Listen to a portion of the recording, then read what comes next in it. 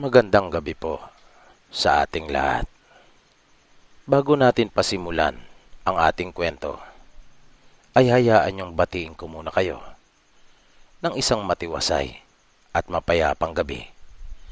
Saang panig man kayo ng mundo naroroon. At tulad po ng dati, ay hangad ko pong lagi na sana po'y nasa mabuti kayong kalagayan, ligtas sa anumang uri ng kapahamakan at karamdaman.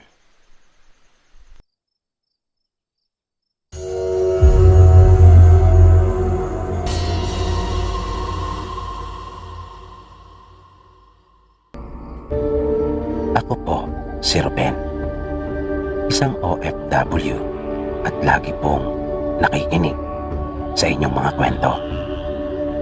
Nais ko lang po sanang ibahagi din sa inyo yung naranasan ko nung binata pa po ako.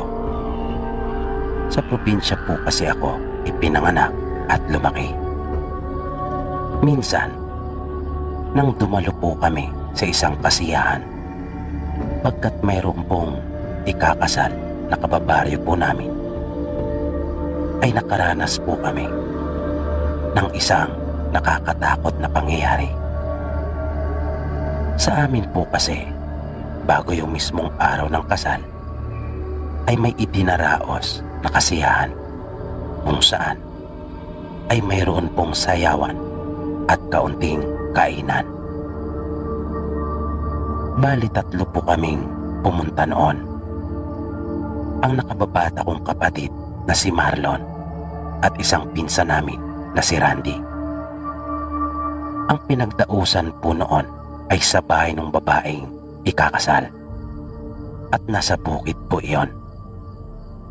Na kapag aking naaalala ay namamangha talaga ako.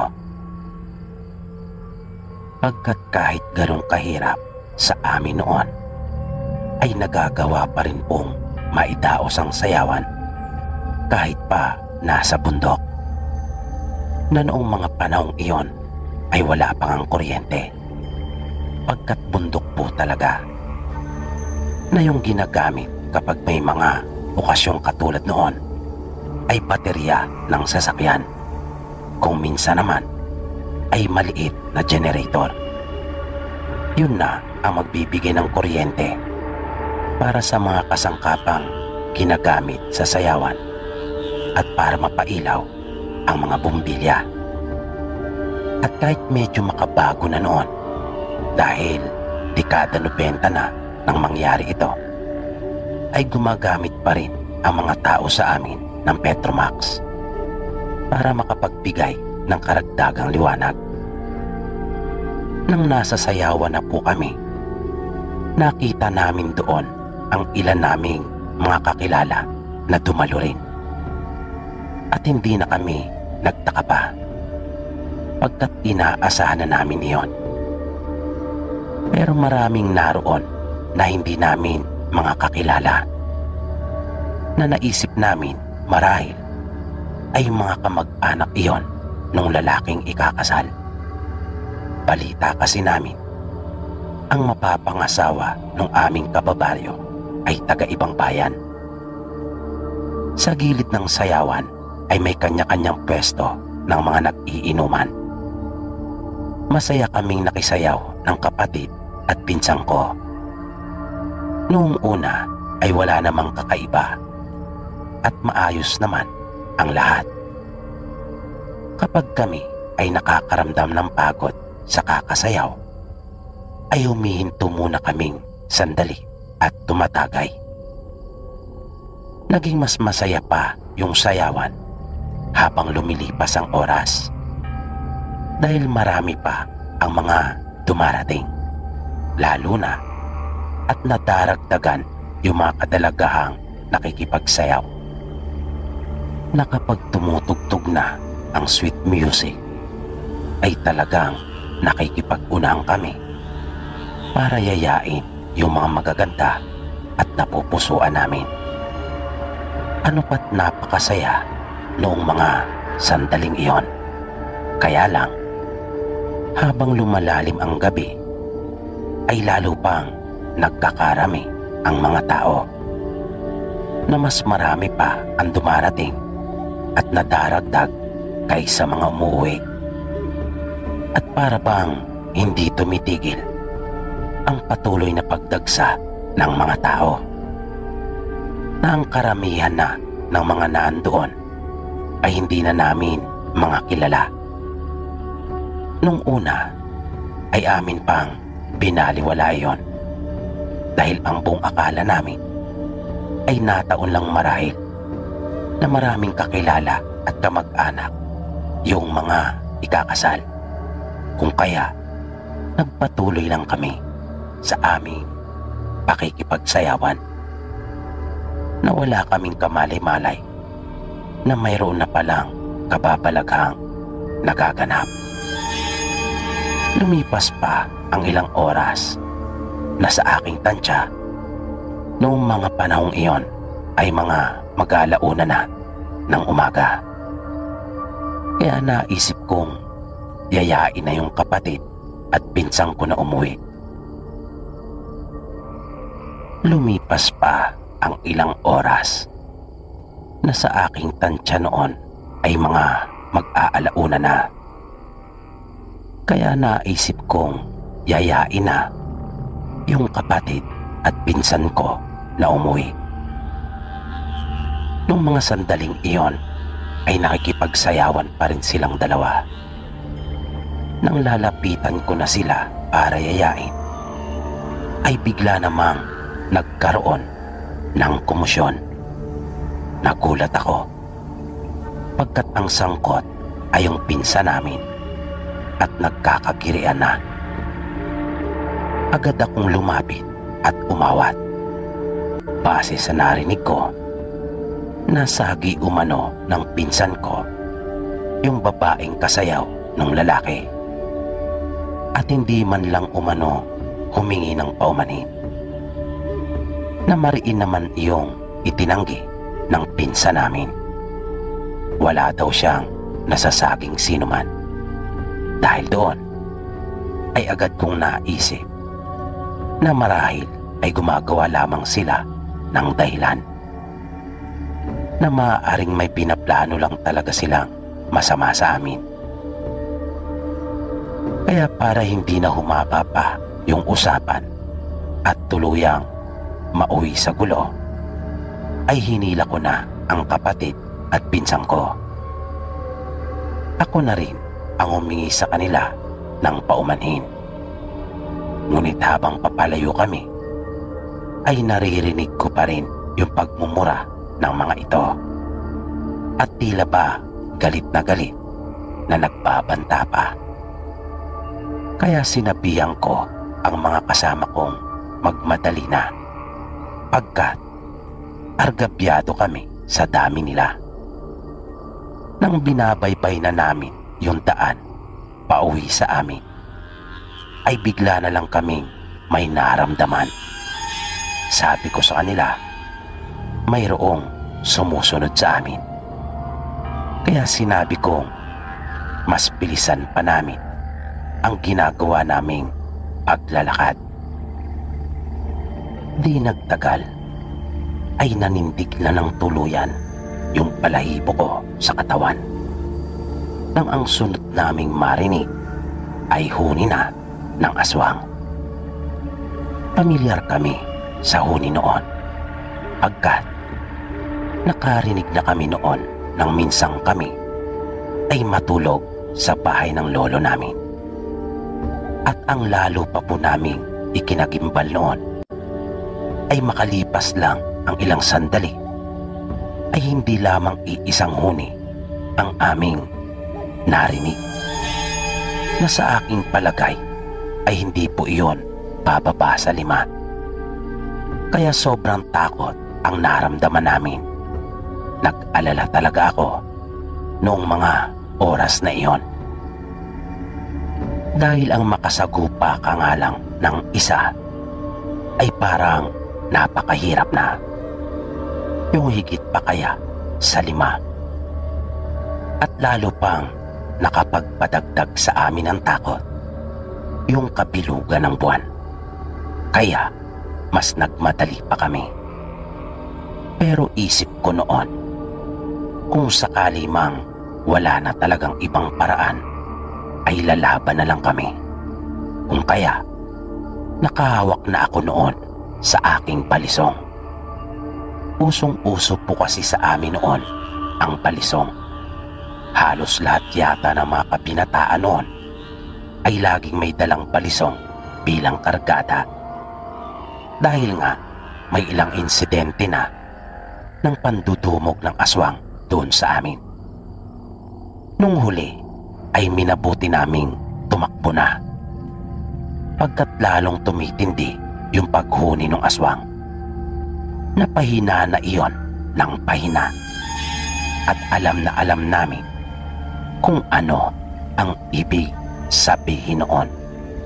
Kaya tumakbo na kami. Pero makaraan ang ilang minutong pagtakbo ay bigla kaming napahinto nang humarang sa aming daraanan ang dalawang naglalakihang aso na sa tingin ko, kung aking lalapitan iyon upang sukatin, ay lampas pa sa aking bewang ang taas ng mga ito. Nagpaparoot pa rito silang dalawa na tila ba binabantayan at hinaharangang talaga yung aming daraanan. Nung puntong iyon ay kinuha ko na ng tuluyan yung aking palisong at binuksan. At ganun din ang ginawa ng kapatid at pinsang ko. Alam na naming tatlo na hindi karaniwang aso ang humarang sa amin. Pagkat sa tinagal-tagal na namin doon, ay wala pa kaming nakita na ganong kalaking aso. At walang sino man doon sa aming baryo o kahit sa buong bayan pa namin mismo ang may nag-aalaga ng ganong kalaki. At sa mga ganong sitwasyon, base na rin sa naranasan ko, ay makakaramdam ka talaga ng kakaiba. Kaya malalaman mo mismo sa iyong sarili na iyon ay hindi ang karaniwan. Maya-maya pa, nakita naming gumalaw yung mga halaman na nasa gilid ng daan. At mula doon ay may lumabas pang dalawang naglalakihang aso na nakaangil pa nga ang mga ito. At kapansin-pansin pa nga yung matinding paglalaway ng isa sa kanila. Bigla kong naramdaman na bumilis at mas lumakas yung pagkalabog ng aking dibdib. Lalo na nang makita naming parang naghahanda na silang sumugod. Kaya mabilis kaming dumampot ng mga bato. Hindi na namin hinintay pa na kami ay sugurin ng mga ito. Pinagbabato na namin yung mga aso, habang ang pinsang ko naman ay panay ang pagsigaw. At biglang may napansin kaming dalawa pa na biglang lumitaw sa aming likuran. Dahil doon ay napatakbo kami sa isang malaking puno at doon kami pumwesto. Rinig na rinig ko yung malatambol na tunog sa tuwing sila ay aming matatamaan. Ngunit hindi pa rin umaalis ang mga ito, na tila ba desidido talaga silang kami ay malapa. Hanggang sa makarinig kami ng mga tinig ng mga tao.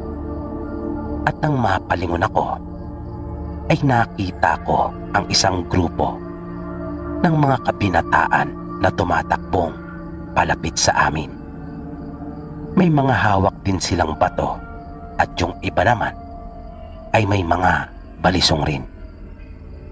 Kanila ring pinagbabato yung mga aso habang sumisigaw sila ng aswang-aswang.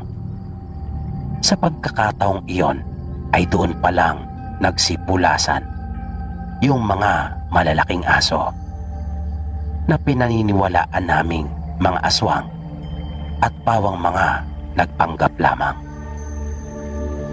Nalaman naming papunta din pala sana ang mga ito doon sa sayawan. Ngunit dahil sa nangyari, ay nagkayayaan na lang kaming mag-inuman doon sa bahay namin. Mga kakilala din namin sila ng iba pa nga ay aking mga kababata at naging kaklase noong ako'y nag-aaral pa. Pagdating ng bahay ay nagkatay ako ng manok bilang pasasalamat ko na rin sa ginawa nilang pagtulong sa amin ng kapatid at pinsang ko. Ikinuwento namin sa kanila kung ano ang nangyari sa sayawan.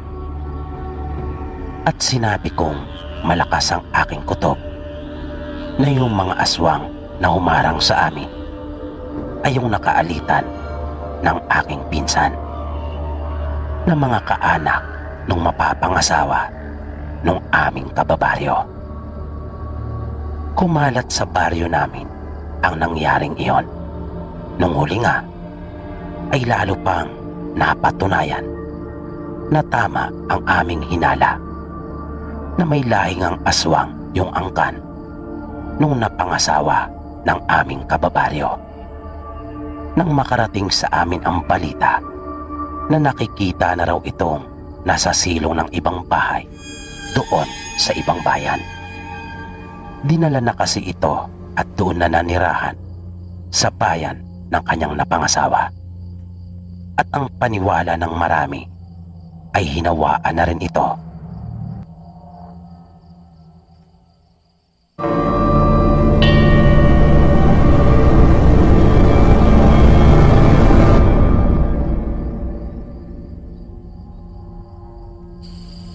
Tawagin mo na lang ako sa pangalang Rupi.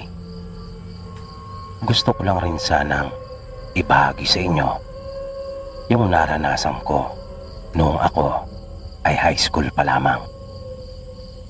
At ito ang pinaka nakakatakot kong karanasan na alam kong bibihira o iilan lamang tao ang maaaring makaunawa sa mga sasabihin ko dito.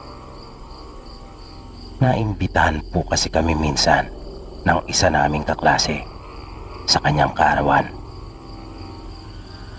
At nung mismong kaarawan na niya, matapos ang aming klase, ay dumiretso na kami sa kanila. Isang karaniwang handaan lang naman iyon. At wala naman akong napansin na kakaiba. Kung kaya, panatag kami nung iba pa naming kaklase na nakisalamuha sa mga taong naroon sa bahay nila. Karamihan ng naroon, ayon na rin sa kaklase naming si Lisel, ay mga kamag-anakan nila. Bali ang tinitira nila kasi ay isang compound. At lahat sila doon ay mga magkakamag-anak. Nang matapos na kaming kumain, ay binigyan nila kami ng inumin. Pero iba iyon kesa hawak namin kanina. Kaya medyo nag-alangan pa ako. Pero dahil na rin sa pambubuyo ng mga kaklase ko, ay ininom ko na rin iyon. Masarap siya, ngunit nalasahan ko pa rin yung gin doon sa juice. Pero hindi naman ako nasuka o kahit naduwal man lang. Hanggang sa naubos ko yung isang basong ibinigay sa akin. Yun yung unang pagkakataon na nakainom ako ng alak. Nang makita nilang wala na akong iniinom, ay kanila akong tinagayang muli. Lumipas ang mga oras at nang mga mag-aalas 7 na ng gabi, ay nagyaya na ako sa isa naming kaklase. Sinabihan ko siya na umuwi na kami. Ngunit tila nag-e-enjoy pa ito, kung kaya sinabi niya sa akin na kung maaari ay mamaya na. At amin na lang raw samantalahin yung ganong pagkakataon. Pagkat minsan lang naman daw iyon. Dahil doon ay wala na akong nagawa pa. Pagkat parang ako lang ang nakakapansin ng oras. At silang lahat ay abalang-abala sa pakikipagkwentuhan at walang pakialam. Hindi naman ako nag-aalala na baka pagalitan ako. Dahil nakapagpaalam naman ako sa aking mga magulang. Kaso, nagsimula na kasi akong makapansin ng hindi maganda sa mga taong nakapaligid sa amin. Hindi ko na nagugustuhan yung paraan ng kanilang mga pagtitig. Di ko rin nagugustuhan yung kanilang mga pagpupulungan. Napakiramdam ko ay ako talaga ang kanilang pinag-uusapan. At nasulyapan ko rin mismo yung mga kaibigan kong panakaw na tinitingnan ako, na para bang binabantayan nila yung bawat kilos ko. Hanggang sa makaramdam ako ng pagkahilo. Naisip kong marahil ay tinamaan na ako sa aking mga nainom. Kaya nagpaalam akong sandali sa kanila na magsi-CR lang upang maghilamos, nang sa ganon ay may masmasan ako. Pero nang patayo na ako ay tuluyan na akong nawalan ng malay. Nang magising ako, ang una ko kaagad napansin ay madilim yung kwarto. Nakakaunti lang ang liwanag. At nang igala ko ang aking paningin, ay nakita ko ang mga kandila at mga taong nakaupo sa sahig na may mga talukbong ang kanilang ulo. Iginalaw ko yung aking mga kamay. Napansin kong nakahiga pala ako sa isang mahabang mesa. At napansin ko ring iba na yung suot ko. Nanatili lamang ako sa aking pagkakahiga at patuloy pang nakiramdam. Pasimple ko silang pinagmasdan. At nakita ko yung isang lalaking nasa unahan at may ginilitan na isang manok. At kanyang pinatuloy yung dugo doon sa isang bao. Pagkatapos ay kanya yung dinasalan at maya-maya pa ay uminom doon. Lumapit siya sa mga nakaupo at isa-isa rin niya silang pinainom. Nakita ko pa nga doon sa mesa na nasa may harapan na mayroon silang makapal na aklat. Mayroon din doong isang bungo at isang punyal. Pagkatapos nilang makainom na lahat, ay napansin kong kanila na akong pupuntahan. Abot-abot talaga ang kabang naramdaman ko. Iyon na siguro ang pinaka nakakatakot kong naranasan sa buong buhay ko. Na kahit pa nga kung iisipin, ay napakaikling sandali lamang noon, pero nung mga oras na iyon ay para bang wala iyong katapusan. Muli kong ipinikit ang aking mga mata at nagkunyaring ako ay natutulog pa rin. Maya-maya, naramdaman kong kanila na akong hinawakan at narinig ko yung boses ng lalaki na may mga salita siyang binibigkas na hindi ko nauunawaan. Napakiwari ko ay kanya rin akong dinadasalan. Makalipas ang ilang sandali ay hindi ko na talaga iyon natagalan pa. Naisip ko kasing bigla na baka gagawin nila akong alay, tulad ng napanood ko noon sa mga palabas, na baka saksakin na lang ako nilang bigla. Kaya nagmulat ako ng aking mga mata at nagpumiglas. Nagmakaawa din ako sa kanila, pati na sa mga kaklase ko. Naramdaman kong humigpit pang lalo ang pagkakahawak nila sa akin at ako ay kanilang pinipigilan. Pinapatahimik nila ako at sinasabing wala namang mangyayaring masama sa akin. Basta akin lang daw sundin at gawin lahat ng kanilang ipapagawa. Di nagtagal ay binuksan na nung lalaki yung damit na suot ko. Kung kaya, nabilad yung hubad kong katawan. Nagpupumiglas ako. Pero dahil sa dami nilang humahawak sa akin, ay wala akong magawa. Isinawsaw niya sa bao yung isa niyang daliri. At habang may sinasabi, ay may iginuguhit siya sa pagitan ng dibdib ko. Na naamoy ko kaagad yung lansa ng dugo. At umabot hanggang sa aking tiyan yung kanyang iginuhit. Diring-diri ako nung mga oras na iyon. Na gusto kong sumigaw ngunit kanilang tinakpan ang aking bibig. At paulit-ulit nilang sinabi sa akin na wag na akong lumaban pa at magpaubaya na lamang.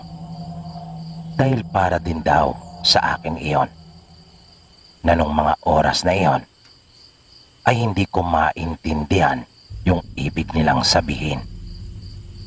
Hanggang sa pumunta yung lalaki sa gawi kong paanan. At kanila akong hinila pababa sa mesa. At nahulaan ko na yung sunod na mangyayari. Iyon ang hindi ko matanggap na nangyari sa buong buhay ko. Hinalay ako nung tumatayong pinakalider sa harapan ng kanyang mga miyembro. Nakasama pala iyon sa kanilang ritual. Napaiyak talaga ako nung mga oras na iyon at hindi ko napigilang maluha. Matapos ang seremonya ay kanila akong binantaan na may mangyayaring masama sa amin ng buong pamilya ko kapag ako ay nagsumbong. Kung kaya ipagpatuloy ko na lang umano yung pag-anib sa kanilang samahan. Total naman daw ay nagawa ko na yung unang hakbang para maging kaanib sa kanilang kulto. Dahil sa takot ay hindi na ako muli pang pumasok at kinumbinsi ko ang mga magulang kong lumipat na lang kami ng tirahan. Pilit nilang inaalam sa akin kung bakit, ngunit inilihim ko na lang iyon sa aking sarili at nagdahilan na lamang ako sa kanila. Matatanda na rin po kasi ang nanay at tatay ko noong mga panahon na iyon at 3 lang kami sa bahay. 2 lang kaming magkapatid at nasa ibang bansa noon ang kuya ko. Hanggang dito na lang po, Sir PB, ang karanasan kong ito. Sana ay inyo pong magustuhan at kahit papaano ay mayroon din po kayong matutunan na hindi lahat ng lumalapit sa atin at nagpapakilalang kaibigan ay tunay na maasahan. Ang iba sa kanila ay mga nagpapanggap lamang. Maraming salamat po.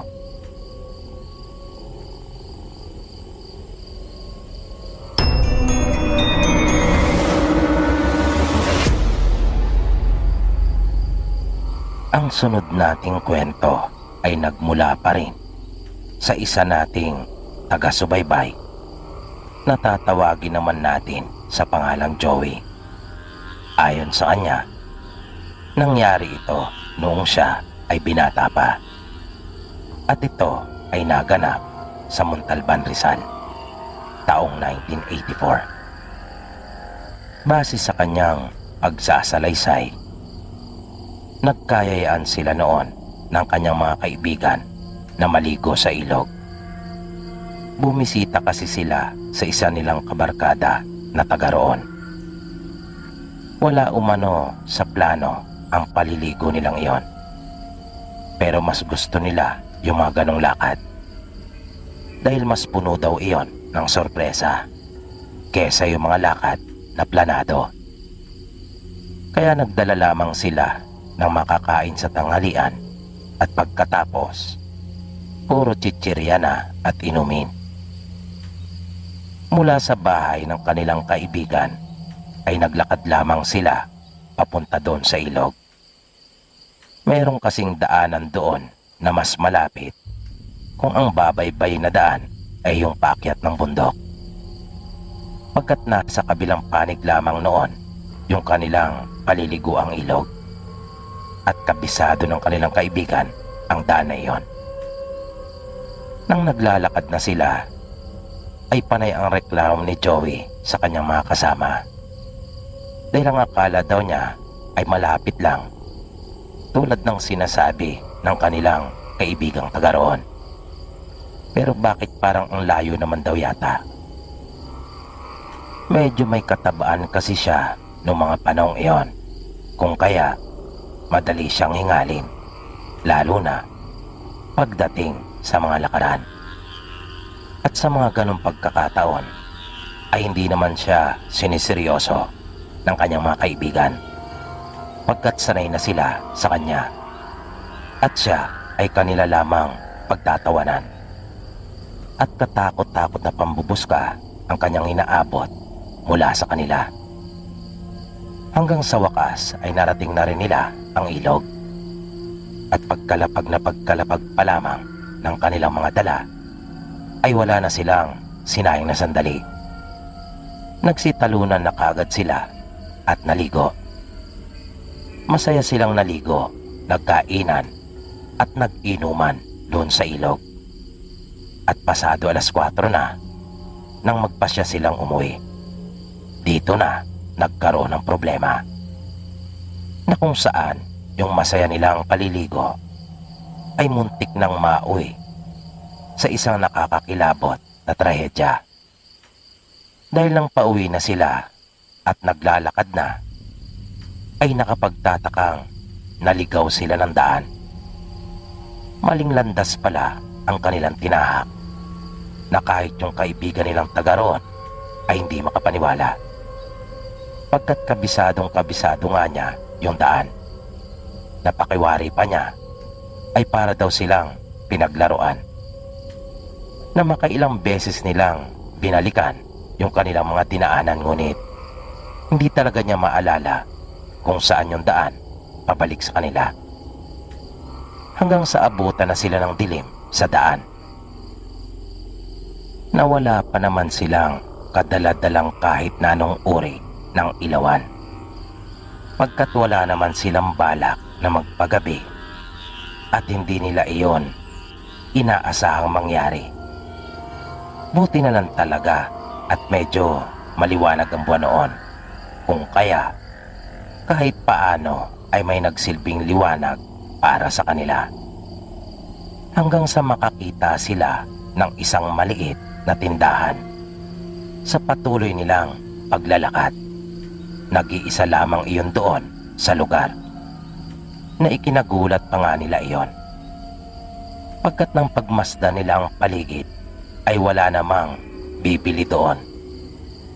Pagkat wala naman itong kalapit na bahay. Wala silang natanaw o nadaanan man lamang. Naisipan nilang magkakaibigan na bumili ng sigarilyo at samantalay na rin ang pagkakataon para makapagtanong. Ngunit hindi nila inaasahan na iyon na pala yung naghihintay na panganib para sa kanilang magkakaibigan. Dahil paglapit nila at pagsilip doon sa harapan nung maliit na tindahang iyon, ay nakita nila ang isang matandang babae na namimilipit doon sa sahig. Ngunit kapansin-pansin din yung malapad na pakpak nito at yung nagtatayuan niyang mga puting buhok, at kitang-kita din nila ang mga pangil nito at kalahati lang ang kanyang katawan. Kung kaya napasigaw sila ng katagang manananggal, lalo na nang mapatingin ito sa kanila nang sila ay mapansin. Mabilis silang nagsitakbong palayo na nag-uunahan. na nagkapigtal-pigtal pa nga ang suot nilang mga tsinelas dahil sa pagmamadali. Di nagtagal, nang mapalingon si Joey ay nakita niyang may bumulusok na paitaas mula sa maliit na tindahan na iyon. Kaya napasigaw siya nang andyan na siya. At mas lalo pa nilang binilisan ang pagtakbo. Naisipan nilang wag nang baybayin ang daan at agad ni silang lumihis. Pagkat naisip nilang mas madali silang makikita kapag doon sila dumaan. Hindi na muna nila inisip kung paano makauwi. Ang mahalaga para sa kanila noong mga oras na iyon ay ang makatakas doon sa aswang. Kaya doon sila dumaan sa masukal at mapupunong bahagi para hindi sila makita ng manananggal. At kung makita man, ay mahirapan itong dagitin sila. Hinawakan na rin nung isa nilang kaibigan yung kutsilyo na ginamit nila sa paggawa ng sausawan, habang yung isa naman ay may hawak ng isang dakot na asin.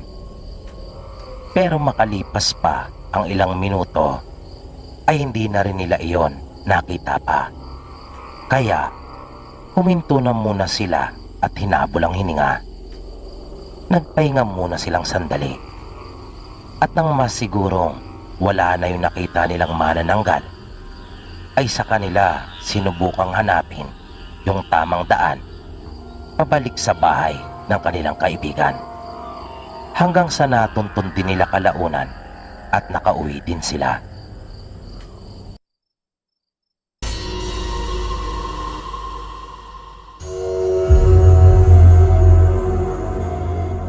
Magandang gabi po sa inyong lahat.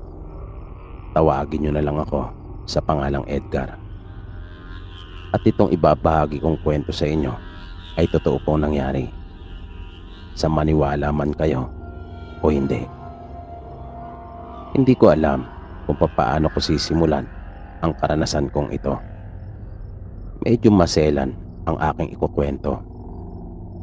Siguro ay umpisang ko na lang ang kwento kong ito sa panahon ng aking kabataan, kung saan ay may masasaya din akong alaala kahit paano. Bago pa naging masalimuot at magulo ang buhay ko. Ang pakiusap ko lang sana ay huwag niyo akong husgahan, dahil biktima lang rin ako ng maling pagkakataon at ng kalupitan ng ibang mga tao. Bali maayos naman po ang buhay ko noon sa aming probinsya. Kahit mahirap, ay nagagawa pa rin naman naming maging masaya. At kahit minsan, ay hindi naman namin naranasang sumala sa pagkain o yung tinatawag na magikahos. Dahil parehong masipag ang mga magulang namin at tumutulong din kami ng kuya ko sa lahat nilang mga gawain. Pero sadyang may mga taong masasabi ko na likas na masama. Dahil biktima rin ako ng mga pang-aapi sa aming paaralan. Hindi ko nga alam kung bakit nila ako pinagdidiskitaan. Nasa dinami-dami naman namin sa paaralan, bakit ako pa ang kanilang napili? Marami silang mga ginagawang hindi maganda sa akin, lalong-lalo na yung mataba kong kaklase na anak pa naman ng isang guro sa paaralan namin. Naturingan na teacher ang nanay nito, pero mukhang hindi yata napalaki ng tama. Marahil ay sunod sa layaw kung kaya lumaking ganon. At wala itong pakundangan kung magbiro sa akin, kasi hodang masaktan ako. Basta ang mahalaga sa kanya ay mapatawa niya ang mga kaklase namin. Pero ako naman ang ginagamit niyang katatawanan. Natatandaan ko pa yung una nilang ginawa sa akin noon. Recess namin noong mga oras na yon at may ibinibentang binatog sa bilao. Nilagyan nila ng binatog ang upuan ko nang hindi ko nalalaman. Dahil ginawa nila iyon nung mag-CR kami. At pagbalik ko, ay akin nga iyong naupuan. Nakisuyo sa akin yung mataba naming kaklase na si Greg. Nakunin ko raw yung notebook niya na nakita ko namang sinadya niyang ihagis. Yun pala ay para mapilitan akong tumayo. At bigla nga silang nagtawanan nang makita nilang puno ng binatog yung likurang bahagi ng shirt ko. Pero dahil sa hindi naman ako nasaktan, kung kaya hinayaan ko lang. Akin na lang pinagpag at inalis iyon. Pagkatapos ay bumalik na ako sa aking upuan. Minsan naman nagtaka ako kung bakit tila biglang bumigat yata yung aking bag. At nang akin iyong tingnan, ay nalaman kong nilagyan pala nila ng mga bunot at lata ng floor wax. Kung kaya ang bigat. At ang hindi ko makakalimutang ginawa nila sa akin ay nang minsang nakaupo ako sa mahabang upuan. Nang bigla na lang nila akong tinabihan. At pagkatapos ay bumuelo itong si Greg at binangga yung kaklase namin na nasa kabilang dulo. At dahil sa lakas noon ay tumilapon ako at nauntog sa kanto ng baitang ng hagdan. Naramdaman kong agad akong nahilo at naamoy ko yung lansa ng dugo. Pumutok ang ulo ko noon at wala man lang tumulong sa akin ni isa. Hinubad ko yung aking damit at siyang itinapal sa dumudugo kong ulo. Hindi na ako bumalik sa silid-aralan namin at umuwi na ako. Marami pa silang mga ginawa sa akin na masama at ilan lamang yung mga nabanggit ko. Pero mula noon ay hindi na talaga ako pumasok pa. Pinakuha ko na lang sa kuya ko yung aking mga gamit at hindi na ako nagpakita sa aming paaralan. Hindi na rin naman nagreklamo pa ang mga magulang ko. Dahil mga tahimik din silang tao at ayaw nila ng gulo. Hindi sila mahilig sa mga diskusyon at mga pagtatalo. Hanggat maaari nga ay iniiwasan talaga nila ito. Ibinuhos ko na lang noon yung oras at panahon ko sa pagtulong sa mga magulang namin. Nagsikap ako at talagang nagsipag. Sinabi ko sa aking sarili noon na wala namang problema sa akin kung hindi ako makapagtapos. Dahil simple lang naman ang pangarap ko sa buhay. Makakain lang sa bawat araw at makapamuhay ng tahimik at payapa ay ayos na sa akin. Pero yung simple kong pangarap at planong iyon ay biglang nagbago. Nang mabalitaan na lang namin isang araw na nasaksak ang tatay namin at sa kasawiang palad ay agad itong binawian ng buhay. Sinubukan pa umanong isugod ito ng ilan sa mga kababaryo namin na nakakita sa pangyayari pero hindi na ito umabot pang buhay sa ospital.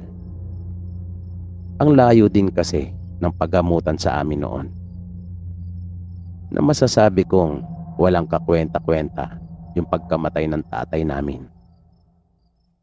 Nabunga lang iyon ng kayabangan nung taga sa amin na ang tingin yata sa kanilang mga sarili ay siyang mga mayayaman at hari sa aming baryo, na ang baba ng kanilang tingin sa mag-anak namin, hamak lang at kanilang minamaliit. Tumanggi lang daw noon ang tatay ko sa tagay, pero niyaya pa rin nila ito. Ngunit nagdahilan naman ang tatay ko at sinabing marami pa siyang gagawin sa amin kung kaya sa ibang araw na lang. Yun lang umano ang naging dahilan noon.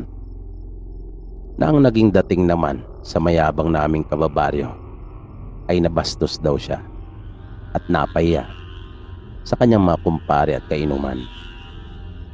At yung pagkamatay na yun ng tatay ko ay isa sa maituturing kong matinding dagok sa buhay namin.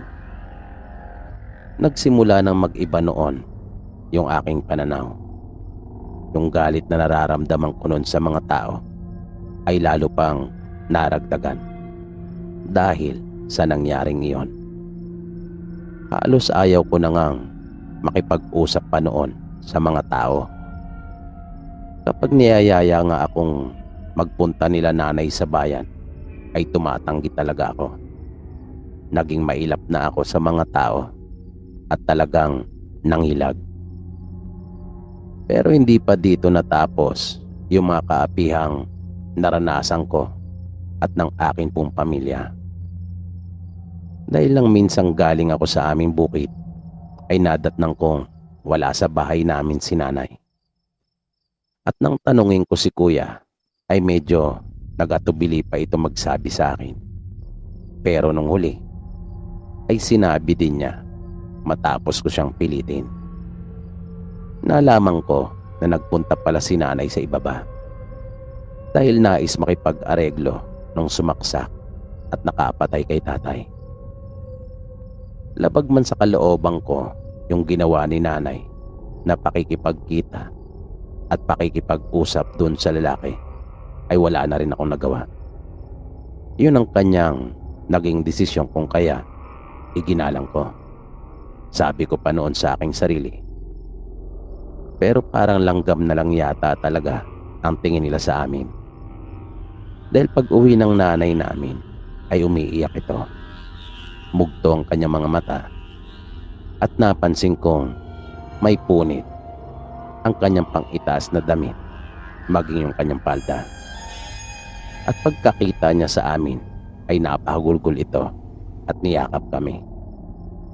Naalaman namin na matapos niyang tanggihan yung perang iniaalok ng tao na nakadisgrasya sa tatay namin, ay pinagnasaan naman siya nito at persahang isinagawa yung masama niyang pita. Nagwala kami kapwa ni kuya sa galit dahil sa nangyari. Pareho kaming kumuha ng itak at gusto na naming sugurin yung gumawa ng kahalayan na yon sa nanay namin. Pero nagmakaawa sa amin si nanay at sinabing ayaw na niyang mawalan ng mahal sa buhay. Amin na lang daw ipaubaya ang lahat sa itaas. Sinabi pa niya sa amin na makakahanap din iyon ng kanyang katapat. Huwag daw naming dungisan ang aming mga kamay at pagkatao. Tumimo at talagang tumago sa puso ko ang lahat ng katagang sinabi sa amin ni nanay noong mga oras na iyon. Pero bakit hindi pa rin mawala ang galit na nararamdaman ko? Dahil una ay ang tatay namin. Pagkatapos ay nagawa pa niyang lapastanganin ang nanay naman namin. Pinagbigyan ko si nanay nung oras na yon, pero hindi ko na talaga mapapalampas yon. Hindi na ako makakapayag pa na basta ko na lang babaliwalain yon.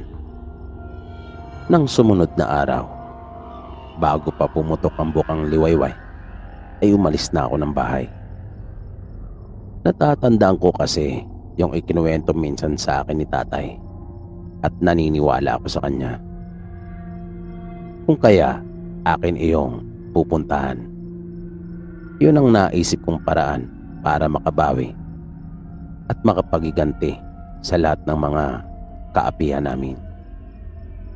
Hindi ko na mabilang kung ilang ilog at batis na yung nadaanan ko. Hindi ko na rin alam kung gaano na ako kalayo sa amin noong mga sandaling iyon nang maisipan ko magpahinga na muna. At medyo nagdadalawang isip na rin ako noon kung itutuloy ko pa. Pero kapag aking naiisip yung mga nangyari sa amin, ay nabubuhayan ako ng loob. Iyon yung nagpapalakas sa akin. Kaya nang makapagpahinga na akong sandali, ay nagpatuloy na ako. Lumakad akong muli. Kahit tirik na tirik ang araw, ay sumigi ako. Basang-basa na nga noon ang damit ko dahil sa pawis. na talaga namang tumatagaktak dahil sa tindi ng init. Naninigas na rin yung mga binti ko pero sige lang at tiniis ko pa rin. Hanggang sa narating ko na yung sinasabing lawa ni tatay sa kanyang kwento.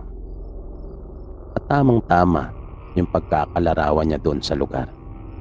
Napakaganda noon.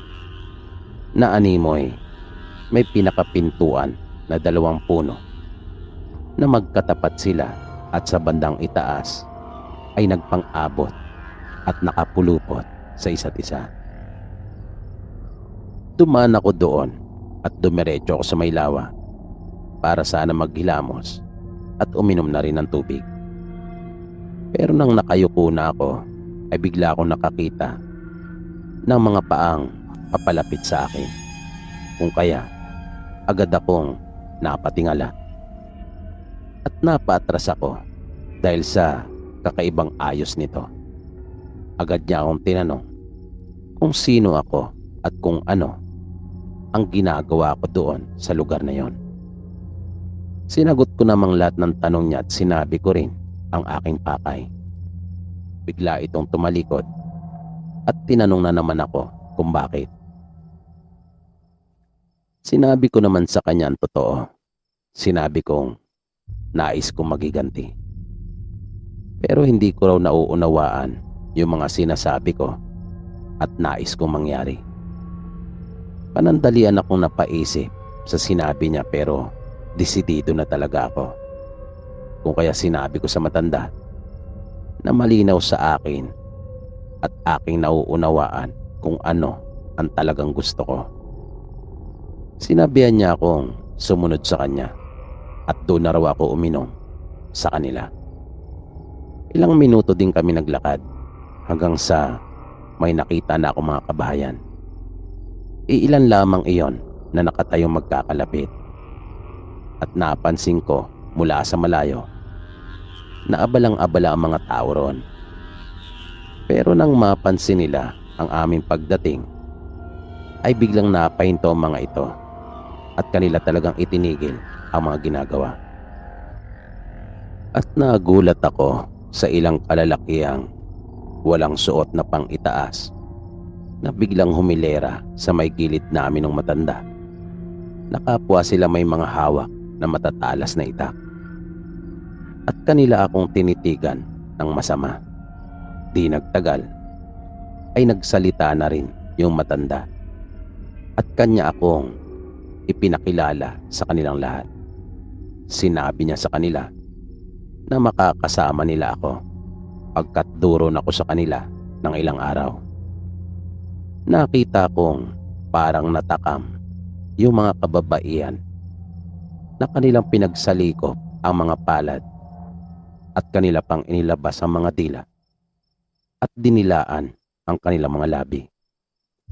Biglang sumigaw ang matanda na itinuro pa niya ang mga ito. Tandang-tanda ko pa yung kanyang sinabi. Sabi niya, huwag daw silang magkakamali. Dahil ang nasa kanilang harapan na ang tinutukoy niya ay ako ay hindi umano isang pagkain. Naroon daw ako para maging kabahagi nila. Naramdaman ko at napansin yung kanilang takot sa matanda. Matapos nitong magsalita at balaan sila. Pero hindi maiaalis sa aking isipan na baka malagay ako sa peligro. Pagkat hindi sila mga karaniwang tao, base na rin sa kwento ni tatay. At napatunayan kong ito ay totoo dahil na rin sa binitiwang mga pananalita ng matanda. Pero yun lang kasi ang nalalaman kong paraan. Tanging iyon lang ang naisip ko na tangi doon ay wala nang iba. Kanino naman ako pupunta? Sino ang hihingan ko ng tulong? Habang naglalakad kami ng matanda papunta sa isang bahay, ay bigla niya akong tinanong at nalungkot ako dahil kinakamusta niya ang aking ama. Hindi ako kaagad nakasagot. Sinabi ko sa kanyang patay na ito. Nagulat siya sa kanyang narinig mula sa akin, lalo na nang sabihin kong ito ay pinatay. Kaya sunod-sunod ang naging pagtatanong niya, kailan daw at kung paano. Itinanong din niya kung sino ang pumatay. Pero hindi ko na sinagot ang lahat ng mga katanungan niya. Sinabi ko sa matanda na kaya nga ako naroon upang magiganti. At ang ipagiganti ko ay ang ginawang pagpatay sa aking tatay. Napansin kong tatango-tango ito na naisip kong magandang sinyalis iyon. Pagkat pala tandaan iyon na kanyang naunawaan lahat ng aking sinabi. Naunawaan din niya yung aking nararamdaman. Pagpasok namin sa bahay niya, ay sinabihan niya akong maupo na muna. Pagkat may kukunin lamang siya. Pagbalik nito, ay kumuha siya ng baso at agad niya iyong sinalinan. At alam niyo na marahil kung ano iyon. Bigla akong naalala nung pumutok yung ulo ko dahil sa malansang amoy noon. Sinabi niyang inumin ko iyon pagkat iyon umano ang unang paraan sa daraanan kong proseso. At pinilit niya akong ubusin iyon. Sinabi pa niya sa akin na mapalad daw ako pagkat marami ang mga nasa labas ng kanyang bahay ang gustong-gustong makaatikim at makainom muli noon. Dahil sa iyon ay hahanap-hanapin mo talaga kapag iyon ang natikman. Nasabi pa nung matanda, kakaunti na lamang iyon sa kanyang lalagyan. Espesyal umano iyon at hindi basta-basta lamang at pangkaraniwang dugo. Hindi ko naman na inalam pa kung dugo iyon ng ano o nino. Nang mga sumunod na araw ay tinuruan niya ako at ginabayan sa mga dapat kong gawin bago pa ako maging isang ganap na aswang at kapag ako ay aswang na. Isang gabi, habang natutulog ako sa itinalaga niyang kwarto ko, ay nagulat na lang akong bigla nang may lumusot na ulo dun sa may dingding.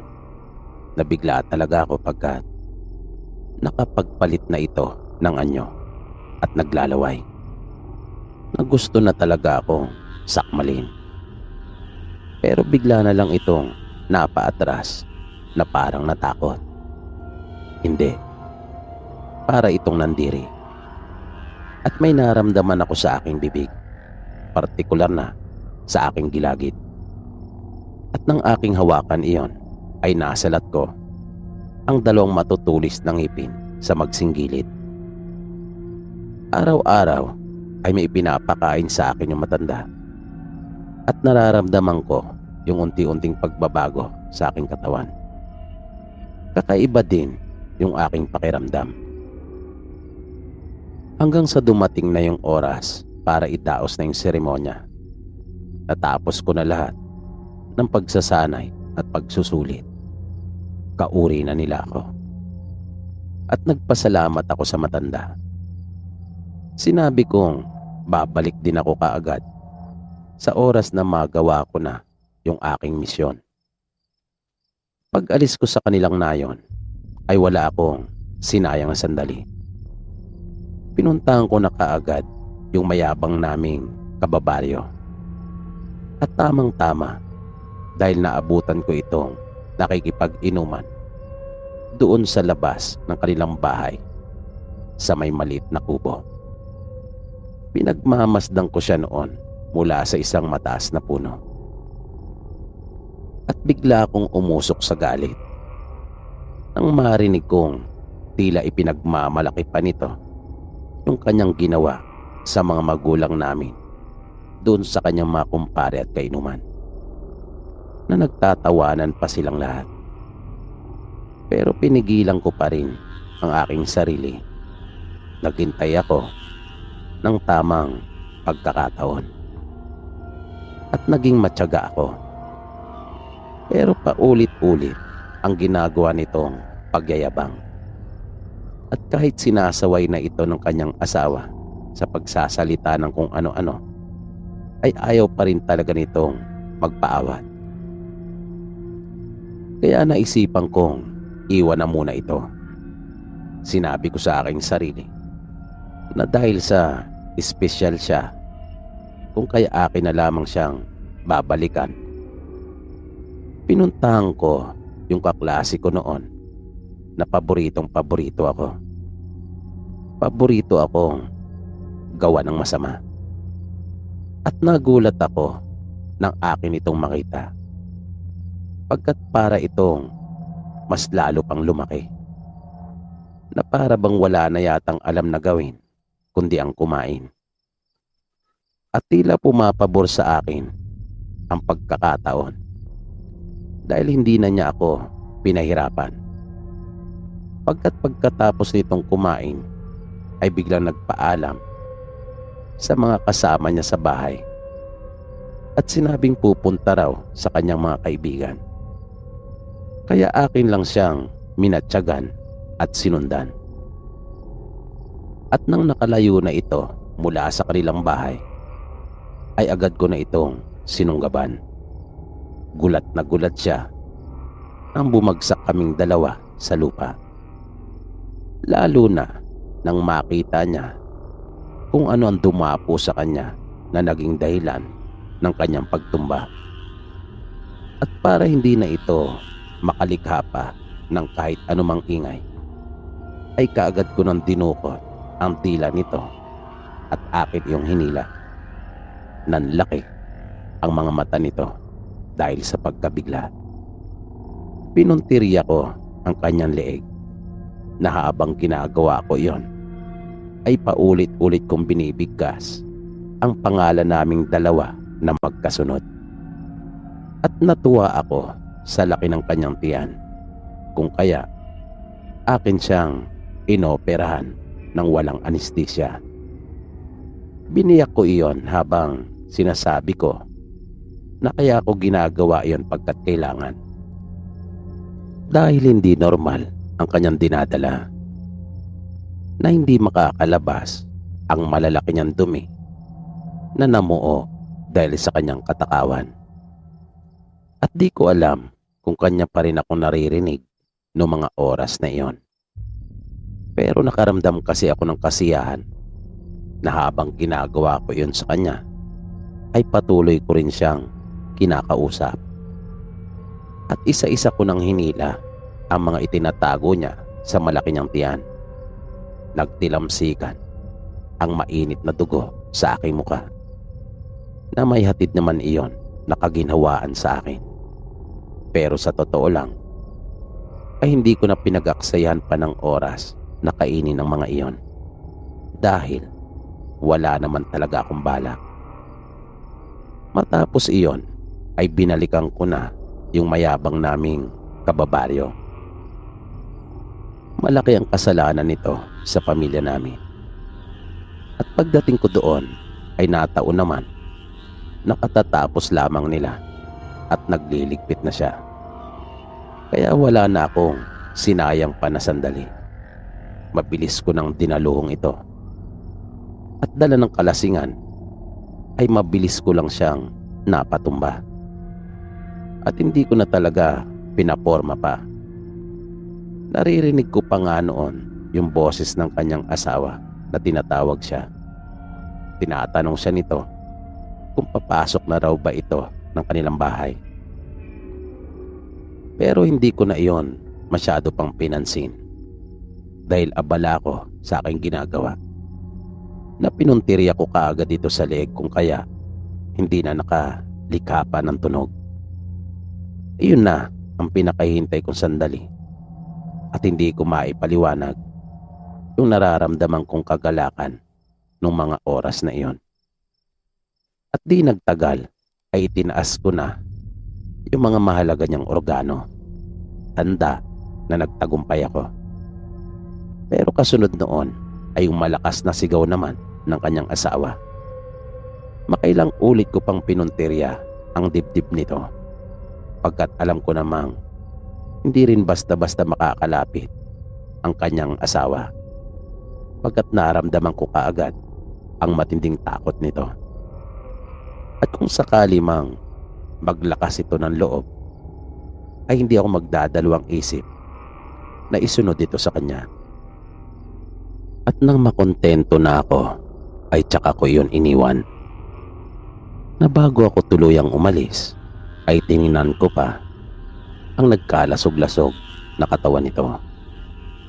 At humanga ako sa aking sarili dahil sa maganda ang kinalabasan ng aking obra. Matapos kong maisagawa ang aking misyon, ay hindi rin ako nakabalik kaagad doon sa lugar ng matanda. Hindi na rin ako nagpakita pa sa amin, pagkat ayokong makita nila ang kalagayan ko. Ayoko rin silang madamay, pagkat kumalat na kasi sa baryo namin ang ukol sa aswang umano na gumagala at may 2 ng pinatay, kung saan ako napadpad hanggang sa ilang beses akong tumawid ng dagat. Iba-ibang trabaho din ang napasukan ko dahil nahihirapan akong ikubli ang totoong ako, dahil habang tumatagal ay lumuluba ang pagnanasa ko sa sariwang dugo at karne, hanggang sa nakilala ko si Marisa.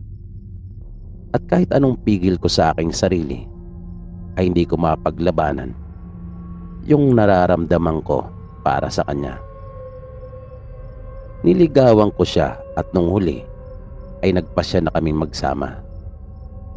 Nung 9 na buwan na ang kanyang tiyan at malapit ng isilang yung panganay naming anak, ay biglang nagpakita sa aking panaginip yung matanda. Sinabi niya sa aking panaginip na kahit anong mangyari ay babalik at babalik ako sa kanya, at malapit na raw kami magkita.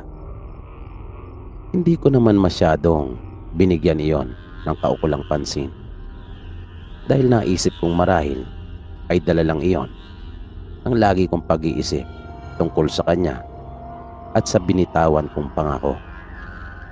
Hanggang sa magsilang na ang aking asawa ng isang malusog na lalaki. Tuwang-tuwa ako noon na wala akong mapagsidlan ng aking kasiyahan, pero panandalian lamang pala ang lahat ng iyon. Dahil ang 3 araw matapos na ipanganak ang panganay naming anak, ay bigla akong sinumpong, at kakaiba iyon. Noon ko pa lamang iyon naranasan, na nawala talaga ako sa aking sarili at nawalan pa ako ng malay. Nang magising ako, ay talagang nanlumo ako sa aking nasumpungan. Halos hindi pa nga ako makapaniwala. Naisip ko pa nga na pinasok kami ng mga masasamang loob, na baka nilooban kami, dahil nakita kong duguan kapwa ang aking mag-ina at nagkalat ang iba't ibang bahagi ng kanilang katawan. Nagkalat din ang napakaraming dugo. At bigla kong naalala yung nangyari sa akin bago pa ako nawala ng malay. At nang kapain ko ang aking mukha at bibig, ay nakita ko ang napakaraming dugo. Ganon din sa mga kamay, braso at dibdib. Napaupo ako at talagang nanghina. Napaluha na lamang ako. Inilibing ko yung aking mag-ina at agad na nilisan yung tinitira namin. Bumalik ako sa aming probinsya at pinuntahan ko yung matanda. Yun pala ang ibig niyang sabihin sa aking panaginip, at totoo pala yun. Nagkita nga kami muli at ipinaliwanag niya sa akin na kaya niya ako tinatanong noon kung nauunawaan ko ba yung mga sinasabi ko at gusto kong mangyari. At kaya niya pala ako pinaalalahanan noon na huwag umibig sa karaniwang tao, dahil ang mga katulad ko ay kinakailangang mag-alay ng 8 buhay. Iyon umano ang aming tungkulin at Panata at napabilang ang mag-ina ko na iyon pala ang pinakakapalit ng lahat ng iyon. Sa ngayon ay nagagawa ko ng mapigilan ang aking sarili at kahit paano ay nakakapamuhay na ako ng matiwasay. Matagal ko na ring natapos yung aking tungkulin at panata. Dito po natin pansamantalang tinatapos ang kwentuhan po natin para sa gabing ito. At kung inyo pong nagustuhan ang ganitong uri ng mga content, ay huwag nyo na po sanang ipagdamot pa ang inyong like at mag-subscribe na at pindutin ang bell icon at i-click ang all para lagi kayong updated sa tuwing may bago po tayong i-upload na kwento. Mag-comment na rin at ibahagi kung mayroon din kayong mga naging nakakatakot na karanasan sa comment section. Maraming salamat po at hanggang sa muli.